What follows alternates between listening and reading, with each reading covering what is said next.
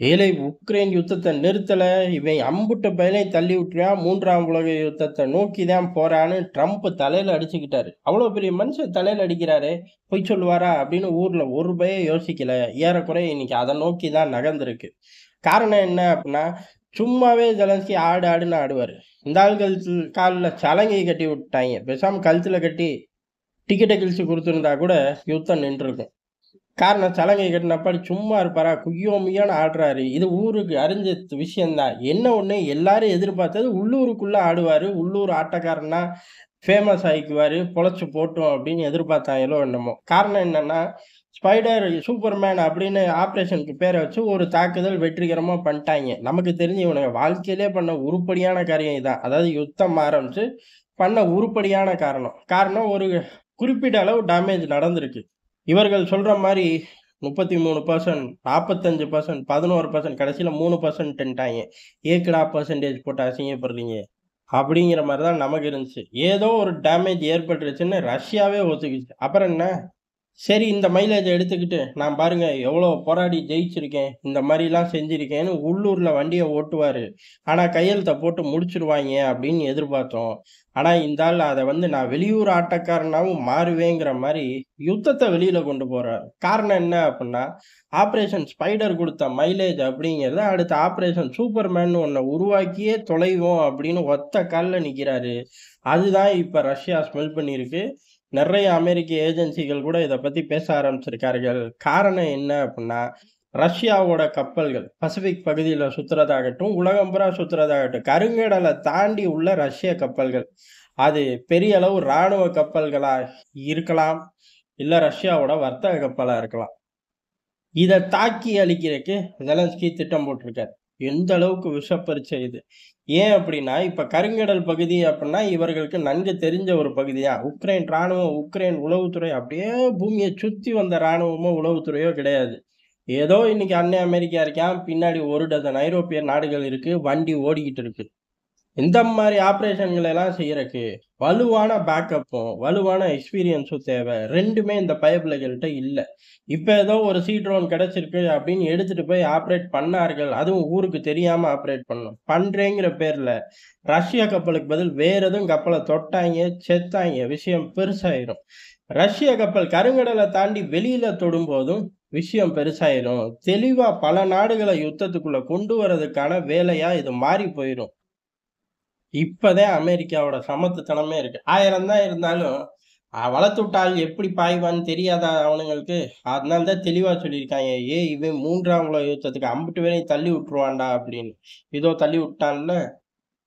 அப்படிதான் நிலைமை ஆயிப்போது. காரணம் ட்ரோன வச்சு கருங்கடல்ல ஆப்பரேட் பண்ணியே செருப்படி வாங்கின கூட்டம் ஜெலன்ஸ்கி கூட்டம். காரணம் பெரிய அளவு பெர்ஃபார்மன்ஸ் ஒண்ணு கூட கிடையாது. இல்ல 1, 2 கப்பல் முழுகுச்சு அப்படின்னு கேட்டாலும், அது ஒண்ணும் பெரிய விஷயம் கிடையாது. ஏன் அப்படின்னா, நம்மலாம் ரஷ்ய ஆதரவாளர்கள்ன்னு சொல்லிட்டு போயிருவாய்ங்க. அந்த கணக்குல அது வராது. காரணம் என்ன அப்படின்னா, இந்த ட்ரோன பயன்படுத்தி வீழ்த்தக்கூடியதெல்லாம் இப்ப பிரம்மாண்டமா வளர்ந்து நிக்குது. அப்ப இந்த மாரி புது டெக்னாலஜி அடாப்ட் பண்ணி இப்ப கருங்கடல்ல ஒரு சம்பவமே பண்ண முடியுதில்ல. அதனால தான் செருப்படி வாங்கின கூட்டம் இந்த கூட்டம் அப்படின்னு பதிவு பண்றோம்.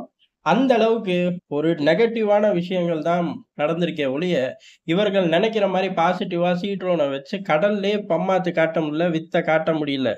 எங்க கருங்கடல்ல இவனுங்க தூங்கி எந்திரிச்சா முழிக்கிறதே அந்த பகுதிகள் தான். இவனுங்களுக்கு தண்ணிப்பட்ட பாடு.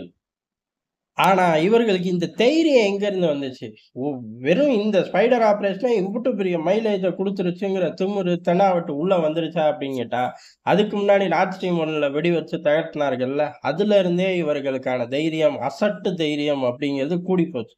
காரணம் அந்த பைப் லைன போய் வெடி வைக்கிறது 2, 3 தியரிகள் பேசப்படுது. அதாவது போயிட்டாய்ங்க பர்ட்டிகுலர் லொகேஷன்ல பாம்ப டிராப் பண்ணிட்டார்கள். கிளம்பி வந்துட்டார்கள். அது 45 நாள் கழிச்சு வெடிச்சுச்சு அப்படிங்கிற ஒரு தியரியும், இல்லங்க அது 10 நாள் தாங்க. 10 நாள்ல வெடிச்சுச்சுன்னு 2வது தியரியும், 3வது தியரி அப்படிங்கிறது இல்ல அவனுங்க கடலுக்கு அடியில ஒரு மிசைல அனுப்பிச்சு தான் இந்த வேலைய முடிச்சாய்ங்க அப்படின்னு சொல்லி ஏகப்பட்ட தியரி. ஆனா முடிச்சது யாருன்னு தெரியாது. இப்படி இந்த வழிமுறையில முடிச்சிருக்கலாம் அப்படின்னு முடிச்சுட்டு போயிட்டாய்ங்க. முடிச்சது என்னமோ அமெரிக்கா தான். ஆனா ஃபுல்லா அமெரிக்கா இறங்கி செய்யாம, முழுக்க முழுக்க அப்படியே பேக்க மாட்டி உக்ரைன இறக்கி விட்டுருச்சு. "நீ தான்டா உன்னைய நம்பி தான்டா ஆஃபீஸ் இருக்கு. நீ லீவ் போட்டா எப்புட்றா?" அப்படின்னு கேட்கிற மாரி உன்னை நம்பி தான் இந்த பூமியே இருக்கு. மொசாட்டெல்லாம் உனக்கு பின்னாடி தான். இந்த சம்பவத்த முடிச்சுட்டேனா அப்படின்னு சொல்லி உக்ரைனோட உளவுத்துறைய மண்டைய கழுவி இருப்பார்கள். அந்த மனுஷன் உக்ரைன் உளவுத்துறை தலைவனும் சரி, ஜெலன்ஸ்கியும் சரி சொந்தக்காரங்களா இருப்பாய்ங்க விசாரிச்சு பார்த்தா. இந்த மாரி தக்கூரி வேலைகளுக்கெல்லாம் இவ்வளோ ஐஸெல்லாம் நீங்க வைக்க வேணாம் முதலாளி. இது எனக்கு பிடிச்ச வேலை, தெரிஞ்ச வேலைன்னு பட்டார்ன்னு குதிச்சிருப்பாய்ங்க. அந்த சம்பவத்துக்கு அப்புறம் கடல் ராஜாவே இவர்கள் தான் நெனப்புல தெரிஞ்சுக்க திரியிறாய்ங்க. அதனால இந்த விஷயம் செய்வார்கள். ஆனா இதுல பேக் ஃபயர் ஆகறக்கு அதிக வாய்ப்பு இருக்கு. அ கருங்கடல தாண்டி கப்பல்கள் தொடப்பட்டா, இது தெளிவா நெறைய பிளேயர்கள உள்ள கொண்டு வந்துரும். எது ரஷ்ய கப்பல தொட்டாலே. இவர்கள் கூமுட்ட மாரி தப்பா ஆப்பரேட் பண்ணி வேற ஏதாச்சும் கப்பல்கள தொட்டுட்டாய்ங்க அப்டின்னா, பிரச்சனை பூதாகரமா வெடிச்சு போயிரும். அதுக்கப்புறம் இந்த யுத்தத்த யாராலயும் தடுக்க முடியாது. இது ஒரு ரவுண்டு வந்துட்டு தான் போகும். அந்த ஒரு ரவுண்டுக்குள்ள எத்தன பிளேயர் உள்ள வரப்போறாய்ங்கன்னே தெர்ல. இவ்வளவு பெரிய சம்பவத்த சீக்கிரட்டா காய்கள் நகர்த்திக்கிட்டு தான் இருக்கார்கள்.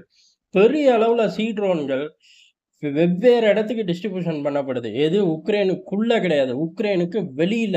இதுதான் இப்ப பஞ்சாயத்தே. ஏன் அப்டின்னா, இவர்கள் ஒரு திட்டத்த தீட்டி வெளியேத்த ஆரம்பிக்கிறார்கள் ட்ரோன பூரா.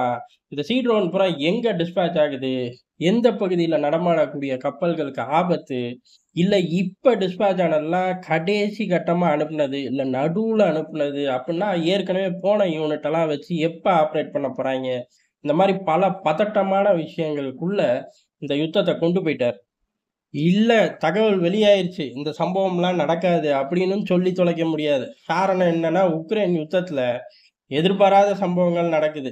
அதுல ஒண்ணும் பிரச்சனை இல்ல. இது எப்படி கர்மம் எல்லாத்துக்கும் விதிவிலக்கா நெறைய விஷயத்த செய்யுதோ, அதே மாரி இத இடிக்க போறாய்ங்க, அழிக்க போறாய்ங்க, உடைக்க போறாய்ங்கன்னு கத்திக்கிட்டே இருப்பாய்ங்க 10 நாளா.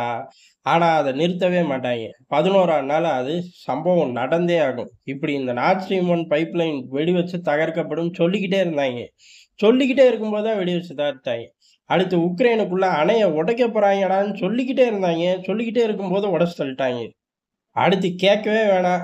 கிரிமிய பாலம் கதாநாயகன். இத வச்சு தான் பஞ்சாயத்தே உருவாச்சு அப்படிங்கிற மாரி, இதையும் வெடி வைக்க போறார்கள் அப்படின்னு சொல்லிக்கிட்டே இருந்தாய்ங்க, வெடி வச்சுட்டாய்ங்க. ஒரு விஷயம் ஓப்பன் ஆயிருச்சு, தள்ளி போடுவோம். அந்த பேச்சுக்கே இந்த யுத்த காலத்துல இடமே கிடையாது. ஓப்பன் ஆயிருச்சு, அத தடுக்கக்கூடிய வேலைய பார்த்தோனும் பண்ண முடியுதுல்ல. காரணம் அமெரிக்கா, ஐரோப்பான்னு 1 டசன் கூட்டம் இந்த பக்கம் இருக்கு. அந்த சைடு ரஷ்யா மட்டும் தான் இருக்கு. அவன் நீ செஞ்சு பார்றான்னு ஒத்த கால்ல நிக்கக்கூடிய ஆளு. பதிலடி குடுத்தே தீருவேன்னு பதிலடியும் குடுக்கக்கூடிய ஆள். அதனால சொல்றாங்களே, வெளில வந்துருச்சே, அதனால இந்த ஐடியாவ நிறுத்துவாய்ங்க, கைவிடுவாய்ங்க. அந்த பேச்சுக்கு இடம் இல்ல. அப்ப தெளிவா யுத்தம் கருங்கடல விட்டு போறதும் ஒண்ணுதான். 3ஆம் உலக யுத்தம் ஆரம்பிக்கிறதும் ஒண்ணுதாங்கிற மாரி தெரிஞ்சனால தான் அவ்வளோ பெரிய மனுஷன் ஊரையே மிரட்டுறாரு. "வந்து பாருங்கடா" அப்படின்னு மொத்த ஊரையும் ஒரே நேரத்துல டாரிஃப் வார்ல பத்த வச்சாரு. அந்த வார்த்தையே புதுசு அம்புட்டு பேருக்கும். எல்லாத்தையும் கொண்டு வந்து நிறுத்திட்டு, இப்ப உள்ளுக்குள்ள பஞ்சாயத்து பண்ணிக்கிட்டு இருக்காரு. என்ன உள்ளுக்குள்ளேயும் அகதிகள் பஞ்சாயத்து ஓடுது. அவரோட வெள்ளை மாளிகைக்குள்ளேயும் எலான் மஸ்க வச்சு பஞ்சாயத்து ஓடுது. இப்படி ஒரே நிமிஷத்துல உலகம், உள்ளூரு, வெள்ளை மாளிகை 3 ஜோன்லயும் பஞ்சாயத்த பண்ணி கெத்தா நடக்கக்கூடிய ஆளே ஓவல் ஆபீஸ்ல உட்கார்ந்து ஏலேயாவே 3ஆம் உலகத்துல நம்மள தள்ளி விட்டுருவான்டான்னு முனங்கும் போதும், உளறும் போதும், அலறும் போதே உலகம் உஷாராயிருக்கணும். இந்த பய பின்னாடி போக்கூடாதுன்னு ஐரோப்பா தலைவர்கள் இவரு கூடயே அணி சேர்ந்து வந்திருந்தார்கள்னா, வழக்கமா அந்த பயலுகளுக்கு தெரிஞ்சதும் பிடிச்சதும் இதான். அமெரிக்கா பின்னாடியே ஓடி வந்துருவாய்ங்க. ஆனா இந்த தடவ வரல. வராததோட சிக்கல அனுபவிக்க போறாய்ங்க. காரணம் இது அப்படி பரவுச்சுனாலும் அஃபெக்ட் ஆக போறது ஐரோப்பிய நாடுகள் தாங்கிறது தான் எதார்த்தமான உண்மை.